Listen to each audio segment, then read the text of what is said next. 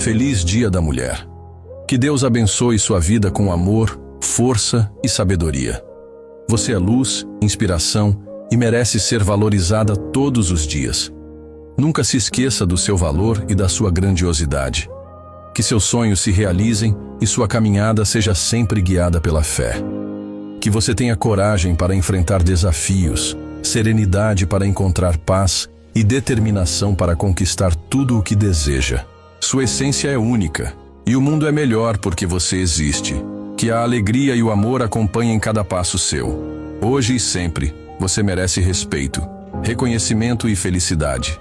Que jamais lhe falte esperança para recomeçar e força para seguir adiante.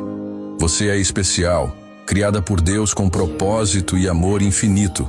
Que cada dia traga novas oportunidades para crescer, brilhar e espalhar o bem ao seu redor.